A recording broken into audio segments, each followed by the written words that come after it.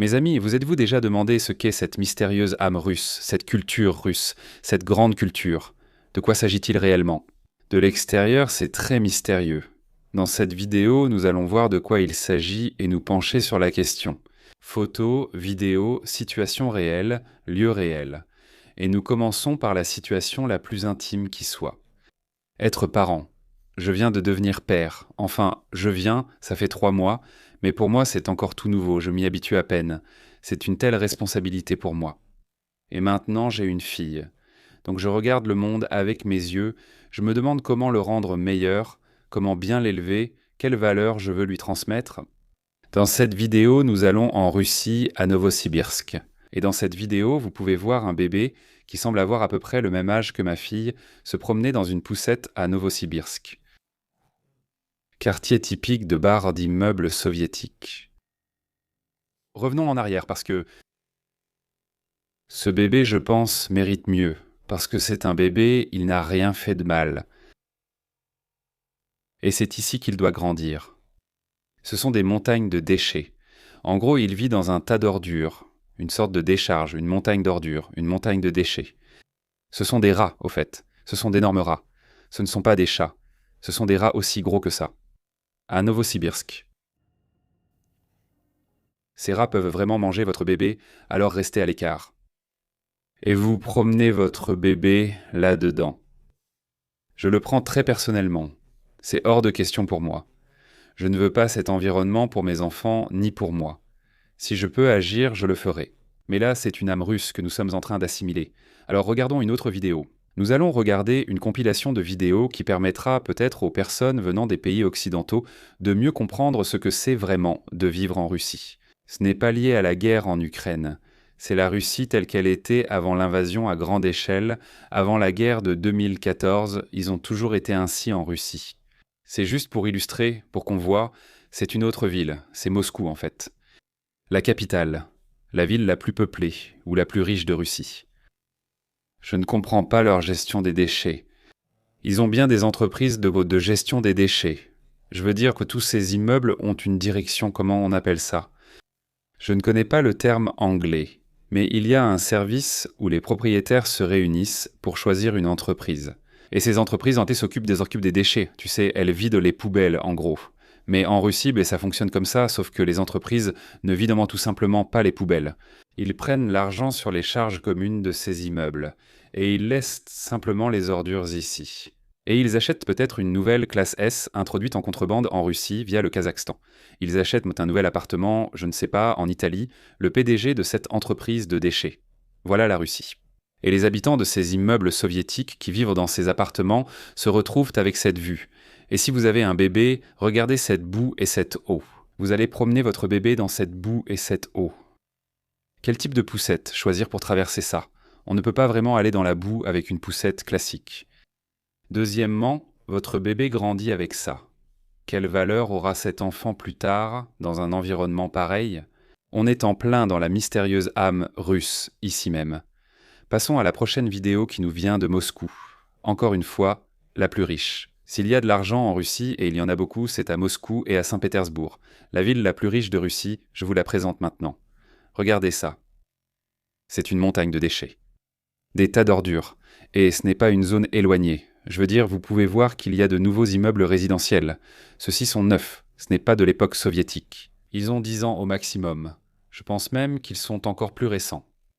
Et les ordures sont simplement jetées en tas entre les immeubles.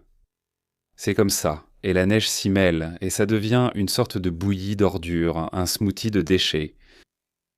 C'est vraiment horrible. Il y a aussi des seringues ici, au cas où tu te demanderais.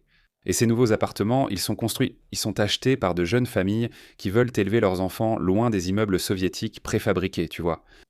Ils achètent dans ce nouveau quartier, tout juste construit. Et c'est là que les enfants finissent par jouer autour de cette montagne de déchets.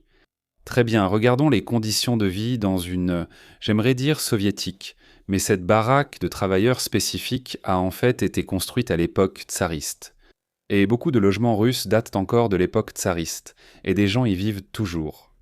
1893, c'est écrit juste ici au début. Les gens vivent dans ces endroits parce qu'ils n'ont pas d'autre choix. Vraiment pas. Ils n'ont pas d'argent pour déménager. Et on pourrait penser que c'est abandonné en regardant de l'extérieur, mais non, c'est en fait là que vivent dans de nombreuses familles. C'est une cuisine commune d'ailleurs. Ce système a été instauré sous l'époque soviétique et n'a jamais évolué. En 1991, l'Union soviétique s'est effondrée. Mais ces bâtiments spécifiques partagent toujours cette cuisine et partagent la salle de bain qui est, je crois, ici. Ils partagent ces 3 éviers, ils partagent les machines à laver. Et rien ne donne l'impression que c'est à toi. Tout est en train de couler, tout est mouillé et humide en permanence. C'est très déprimant car beaucoup d'habitants de ces appartements boivent et restent ivres dans l'espace commun à déféquer et uriner sur eux-mêmes. Imaginez élever vos enfants dans cet environnement. Ensuite, ils développeront cette mystérieuse âme russe. La prochaine vidéo vient de Tchoukotka. Et voyons à quoi ressemble cette situation de vie particulière. Voici le hall de l'appartement. Vous entrez, vous croisez les voisins, il y a des détritus partout. Vous entrez immédiatement. Vous êtes accueilli par cet espace commun où vivent les chiens de la communauté. Ce n'est pas comme un appartement classique, c'est une façon de vivre en communauté. Et il y en a encore beaucoup en Russie. Animaux de compagnie communs, canapés communs, cuisine commune. Rien ne t'appartient. Tu n'as pas d'espace privé. Donc ça ne sert à rien de vraiment nettoyer ou de prendre soin de quoi que ce soit, puisque tout appartient à tout le monde. C'était aussi le paradoxe de l'Union soviétique. Comment vas-tu construire le communisme ? Tu sais l'idéal du communisme.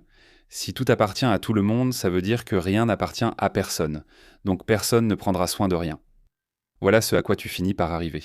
Un espace de vie partagé qui est juste laid, sale et délabré. Et comme il n'appartient à personne, personne ne va vraiment le remettre en état. Regardons-en un autre. Une entrée quelconque d'un immeuble soviétique préfabriqué ordinaire. Je pense que celle-ci a été construite dans les années 60 rien qu'en regardant les rampes et l'entrée de l'immeuble. Je veux dire, si vous avez vécu ou si vous vivez dans un ancien pays soviétique comme l'Estonie, vous reconnaissez déjà les signes qui indiquent quand quelque chose a pu être construit. Même la porte d'entrée raconte une histoire car les mêmes éléments étaient utilisés chaque décennie. Donc vous comprenez déjà, vous entrez. Ce n'est pas un endroit abandonné. C'est là que des gens vivent en ce moment. Ils mettent leurs déchets sous la porte. Si vous vivez dans un pays occidental, dans un immeuble de 3 ou 4 étages, vous entrez, il y a un escalier. D'habitude, en Estonie, les gens gardent des vélos ou des poussettes pour bébés. Parfois des luges en hiver quand ils veulent te faire de la luge. Les enfants veulent te faire de la luge, descendre la montagne en luge. Ils les gardent ici. Mais en Russie, c'est juste une décharge. Imagine ça, et c'est devant ça que tu passes tous les jours en rentrant chez toi. Ce n'est pas du tout ce que nous étions. Donc pour comprendre encore plus la mystérieuse âme russe, nous allons regarder les humains. De vrais Russes. Pas de guerre, pas d'Ukraine, juste des Russes en Russie qui font des choses russes. Et la plupart de ces vidéos sont sorties hier ou avant-hier, donc elles sont très récentes. Il y a de meilleures vidéos, mais j'ai choisi ces vidéos très récentes. Comme ça nous sommes tous sur la même longueur d'onde. Cela vient juste d'arriver. C'est la situation en Russie en ce moment même pendant que nous parlons. Donc, voici la région du Tatarstan. Un homme nu s'accroche à un immeuble en criant des choses. Et tout de suite, vous vous dites « il est drogué ou ivre ». Oui, vous avez raison. Il est drogué ou ivre. Et cela arrive dans tous les pays. Mais en Russie, c'est normal. C'est normal, ce n'est pas du genre « regardez ce drogué bizarre là-bas ». Non, c'est ce que vous voyez tous les jours en vous promenant. Quelqu'un se saoule ou se drogue trop. Des gens meurent dans les rues. Personne ne les ramasse. Et c'est ce que vos enfants voient d'ailleurs. Et c'est comme ça qu'ils développent leur mystérieuse âme russe. Dans la prochaine vidéo, nous avons un homme qui traîne un chien par le collier. C'est un chien abandonné, un chien errant. L'homme le traîne, le chien, par la queue en fait, pas par le collier. C'est extrêmement violent. Et il le passe à un autre homme qui est connu pour torturer les chiens et en faire quelque chose comme ça, je ne sais pas. Et cet homme emmène le chien. Ou quelque chose comme ça, je ne sais pas, et cet homme emmène le chien. Et vous pourriez même avoir des idées. Qu'est-ce qu'il va leur faire? Je ne vais pas en parler. Mais c'est ça, les Russes deviennent insensibles à la vie. Insensibilisés à presque tout. À la violence aussi, là-bas c'est normal. C'est normal. Si tu peux frapper quelqu'un, blesser quelqu'un ou agresser quelqu'un sexuellement, tu le feras parce que c'est la norme là-bas. Ces hommes ont été des enfants à un moment donné, qui couraient entre des montagnes de déchets. Ils voyèrent des rats, voyèrent l'abandon, voyèrent l'alcoolisme, et c'est là qu'ils ont développé leurs mystérieuses âmes russes. Et maintenant, ils sont comme des animaux blessés. Parce que c'est ce qu'ils sont à l'intérieur, des animaux blessés, ils en sont capables. Donc pour moi, c'est le plus bas qu'un homme puisse tomber. Prenons une autre vidéo, encore une fois, elle est sortie hier, je crois. Juste une femme russe qui marche. Encore une fois, peut-être ivre ou droguée. Parce que c'est toujours le cas en Russie, ivre ou drogué. Et un autre dicton dit « tout est nul en Russie, sauf la pisse, qui est de la pisse ». Donc cette femme a évidemment cette mystérieuse âme russe. Parce qu'elle est ivre, c'est de ça qu'il s'agit, toujours ivre et malheureuse. Je n'ai même pas besoin de donner de contexte ici, vous pouvez le voir par vous-même. Cette vidéo parle d'elle-même, je pense, et je vais conclure ces histoires humaines de Russie. Avec cet homme, il a un couteau d'ailleurs, un couteau, et il est nu avec un couteau. Il se met encore à taillader dans les rues. Des rues qui sont juste à côté des maisons où des gens, des femmes passent à côté. Des enfants jouent dans ces endroits. Ce n'est qu'un parking où des familles garent leurs voitures et où les enfants sortent jouer. Le petit Timmy veut sortir. Oui, il va dehors et joue. Il sort, il tombe sur ce baron de la drogue sans pantalon et avec un couteau. Et puis le garçon commence à développer à nouveau cette mystérieuse âme russe. C'est comme ça que ça se forme. Tu comprends ? Dans cette histoire de Russie, allons à Novosibirsk, où une femme nous explique ce que c'est que de conduire là-bas. Tu pourrais croire que conduire reste pareil partout. Non, pas en Russie. C'est une expérience différente. Regarde, Novosibirsk, c'est juste un cauchemar. Qui conduit ? Comment tu conduis, de toute façon ? Regarde ça. D'ailleurs, oui, encore une fois, Novosibirsk, c'est une assez grande ville, même une métropole. Il y a beaucoup de neige là-bas. Ça arrive chaque année. Chaque année, il neige beaucoup. Donc ils doivent avoir tous les meilleurs services de déneigement de la ville. Ce n'est pas la première fois qu'il neige là-bas. Le service de déneigement, bien financé, reçoit beaucoup d'argent pour nettoyer la neige. Mais il ne nettoie pas la neige parce que le PDG peut s'acheter un nouvel appartement à Venise ou, tu sais, en France ou en Suisse, ou simplement prendre l'argent et le mettre dans une banque suisse. Voler, boire ou faire ce que tu veux, mais pas nettoyer la neige. Finalement, des gens paient des impôts en Russie pour ce service de nettoyage. Et ça n'arrive pas. Et maintenant, ils roulent dans cette merde. Comme ça partout. Là-bas, c'est impossible de passer.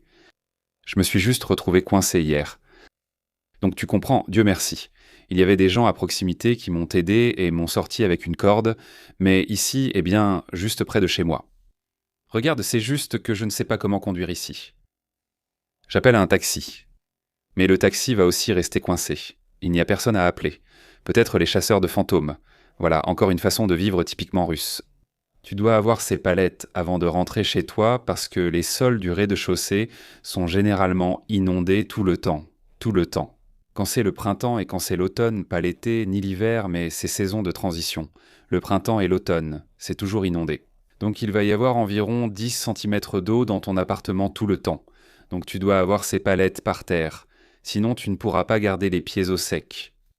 Tu rentres comme ça tous les jours. Sur les palettes, tu entres, le sol est recouvert. Le sol d'ailleurs, c'est une sorte de mosaïque, avec un joli motif. Je suppose qu'il date des années 50 parce que dans les années 70 et 80, le motif était déjà carré. En Union soviétique, prendre tout ce qu'il il le faisait ensemble à grande échelle. Donc tu sais, si le motif est carré, c'est 67, c'est une Panelka ou une Kruklovka. Si le motif est comme ça, c'est peut-être une Stalinka. À l'époque de Staline, dans les années 50 voire 40, on construisait comme ça. Et il y a de rares différences, mais je dirais que c'est une Stalinka. Et le sol, regarde ça sous l'eau. Pas bon. Ouais, tu es en train de te mouiller. Tes pieds sont mouillés. Ton chat est juste là. Il ne veut pas se mouiller. Impossible de sortir, coincé à l'intérieur. J'ai vraiment de la peine pour ce chaton. Regarde ce chat. Alors tu entres dans ta petite maison douillette. Ceci, c'est mon quartier. Il y a un autre chat qui ne peut pas sortir parce que c'est mouillé. Tu entres, les pieds l'ont trempé, et tu vis ainsi, décennie après décennie. C'est ta vie. Et ensuite tu développes cette mystérieuse âme russe. Maintenant, voyageons à Mourmansk, la ville russe de Mourmansk, tout au nord, nord, en avril 2026. Juste une vidéo d'ambiance pour voir à quoi ça ressemble. Des tas de boue partout. Ces appartements me semblent familiers, il y en a beaucoup en Estonie et ils sont en rénovation. Ça va, ce sont des panelka, des immeubles préfabriqués construits en série, ce sont des constructions soviétiques, donc elles bougent un peu. Mais si tu les rénoves, tu ajoutes du chauffage, tu mets de l'isolation, tu obtiens un bel appartement. En Russie, ils ne le font pas. Ils vont rester comme ça jusqu'à s'effondrer. Voici un chien. Regarde ça, c'est l'enfant de quelqu'un. Va jouer dehors, Timmy.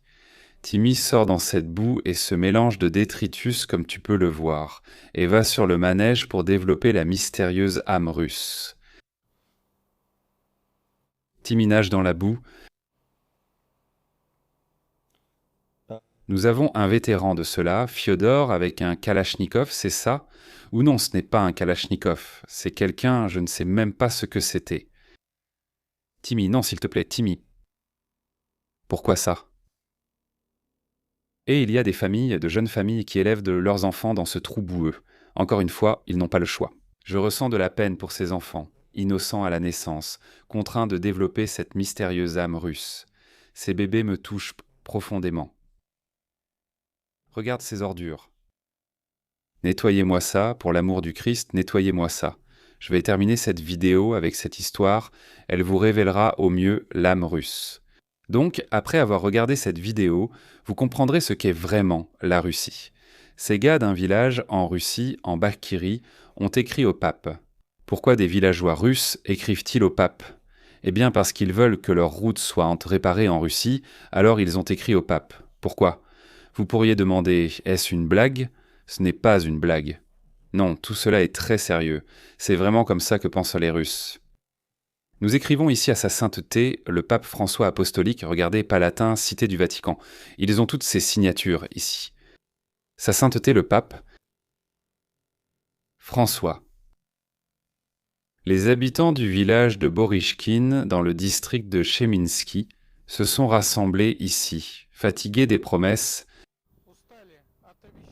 faites par le chef du district. Donc oui, le chef du gouvernement local qui a l'argent pour réparer ses routes, mais il veut un nouvel appartement à Venise.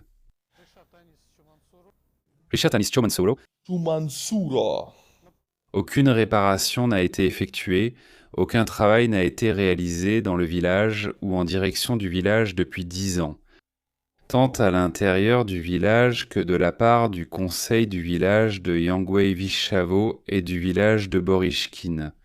Nous en avons assez des promesses et des pannes quotidiennes des machines. Regardez ces pannes, nous ne pouvons pas les réparer.